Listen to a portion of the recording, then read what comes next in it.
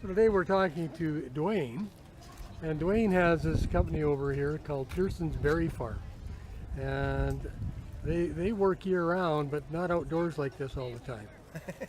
And so this is really becoming an extension of the rest of their business to, would you say, develop more business, more customers knowing about Pearsons? Yeah, well, we do the farmers markets in the summertime, and then the rest of the year we do Christmas shows right across Western Canada, and then in springtime we do trade shows. So the farmers market season is more spring and summer and fall, and yeah, we do 8 markets a week. 8 markets a week? Yeah.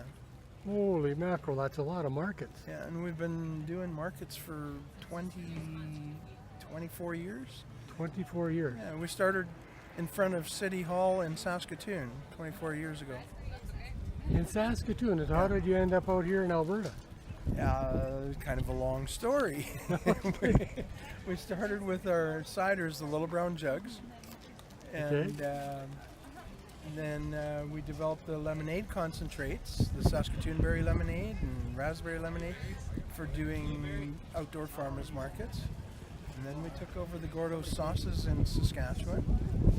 And then 14 years ago we bought the Pearsons Berry Farm, because it tied together, because all of our stuff is kind of specialty, gourmet, homemade, from scratch, real juice, nothing artificial or no flavorings. It's all made from scratch right at the farm. So how many, do you have one booth, or do you have more than one booth that's on the road? Yeah, we have 2, sometimes 3. Yeah. 2, sometimes 3. Yeah, my wife goes in different directions than I do, and I usually have helpers too. I've got a couple young ladies that are pretty good at doing markets too. So. And your children are involved too? No, our children, they didn't want to work 7 days a week, 12 hours a day. Well, I know I've bought from them in the past, but I guess that they've moved on to other things now? Yeah, they're back in Saskatchewan. Okay. They're raising families there, and so it's just my wife and I here at the Pearsons. And so what about doing the cooking? How many people do you have to do all the baking? Well, in the summertime, my payroll was up to 22, including all my part-time and full-time. All year round, I've got 5 core ladies that work. They live close by, and I've got 5 full-time that I keep all year round. And then in the summertime, I hire summer students and in the bakery and cleaning berries and that sort of thing. So, okay. Yeah. So what started the business? What got you started doing what you're doing? I left a family farm in Saskatchewan. I walked away with a $25,000 debt and no skills, no education, no diplomas or anything, and I had this brainwave to sell apple cider in a little brown jug, and we used our kids' savings account money to bring in 1,000 little brown jugs, and we set up in Market Mall in Saskatoon, and we sold 1,000 little brown jugs in 2 weeks before Christmas. That's how we got started. So it was kind of the necessity being the mother of invention. Yes. Had to do something, had to make a living. And yeah. So I was selling fruit juice concentrates to hospitals and nursing homes for another company, and I just had this brainwave of something to retail direct. And so one thing led to the other. There was no business plan.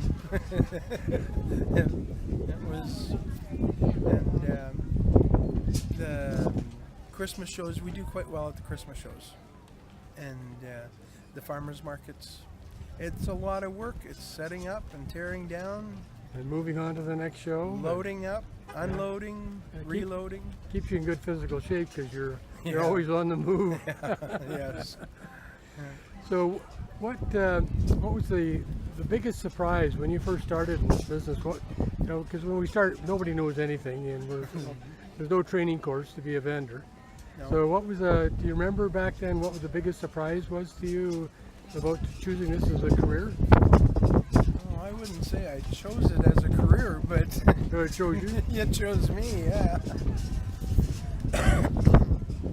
Just having something that's unique, something that people were interested in, something that had quality, and could use in a different way.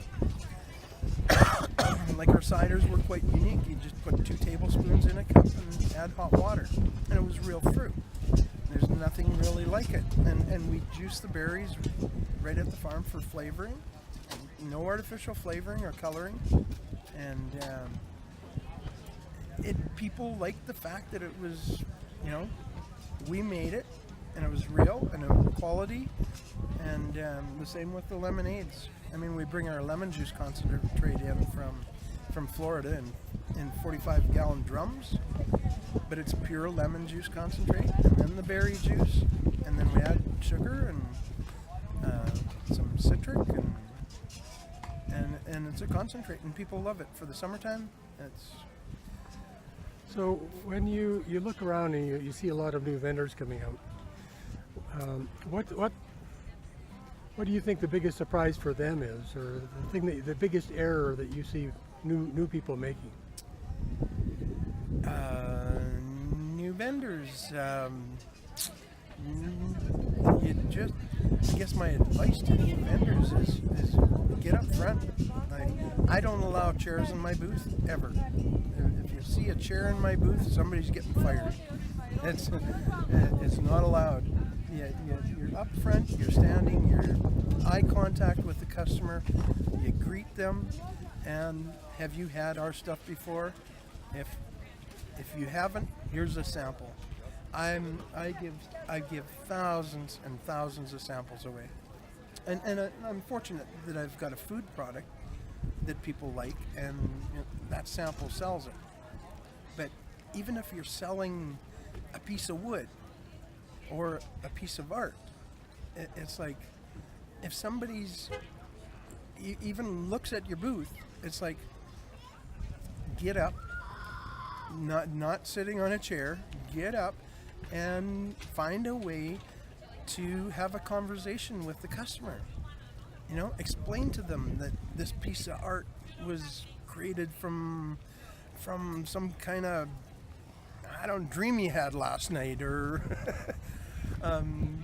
give them something to get them thinking about, gee, that's interesting, and that would be kind of cool. There's a story behind your product, or behind your picture, or behind your piece of wood, or Get them engaged. behind your butter tart.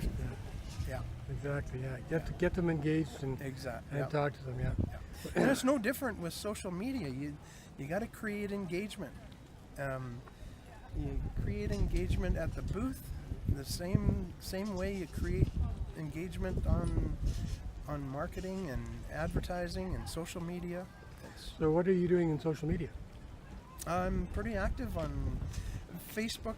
Works really well for my demographics, my customer base. And the Instagram and Twitter, I do a lot of the tweeting myself. I don't have time to tweet as much as I should, but I've got a pretty good following on social media. But I've had to work at it. I'm an old farm boy. It took me a long time to get the hang of it, but it's not much different than selling in a booth. You create engagement or discussion, or give information that people are interested in. Tell your story. Yep. Exactly, and where you're going to be. Yes. Yep. Because so many people want to know where can they find you, because they want those berries. Yeah. For myself, it's the raisin tarts, butter tarts, and but you've got such a good variety. Just wander over here and take a look at the booth. And you also have your own color here of blue, so you're not in a typical white tint. So you stand out in the crowd. It's easy to find you at the market. And the bright yellow sign and against the blue, and And I mean that's another thing with the variety of products I have. It was the more variety you have, even if you're selling wood, if you have something that's unique or interesting that, you know, people will, it'll if you can attract people to even one piece, you can talk to them about the other pieces. You know, if I can attract people in for a sample of butter tart, you know, I can get them to buy a butter tart. But while they're here buying a butter tart, I'm gonna give them a sample of lemonade. I don't care if they buy it today. They might buy it next week because they got a birthday party coming up, right? So it's about getting that extra sample out, or showing them that other piece you have that might be a birthday present for Grandpa next month or something. You know, I don't care what you're selling. Have a variety of products that you can, you know, add on. Yeah, exactly. Yeah. So where do you see the business in 5 years? Hopefully I can watch somebody else posting pictures on Facebook while I'm on a beach. I'm getting too old to be doing this already. This loading and unloading is, yeah. Well, it's been a good run for you. You know, we've enjoyed doing it. There's a lot of self-satisfaction in creating something yourself and building a business up out of it. I do lots of stuff, and I'm fortunate because I've got a food product that allows me to get into, you know, lots of different areas. Like the Gordo's sauces, I've got them in the co-ops now, and Sobeys. And I took over Gordo's from bankruptcy. Gord Hargraves developed those in Saskatoon. So they're gourmet cooking sauce. They're not like your Kraft $1.49 stuff. So they kind of stand out from all the other sauces in the store, right? And that's why we bought the Pearsons Berry Farm, because it was the first Saskatoon berry orchard in the world, because Len used to teach the berry school in the bakery at the farm where we are. He taught all the berry growers. He was one of the pioneers of the industry.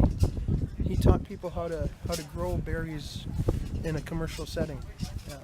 Fascinating. Well, thank you so very much. This has been very, very interesting, and we wish you the best of luck finding yourself. I guess at some point you'll be putting it on the market, looking for a buyer. Yeah. Hi, welcome back.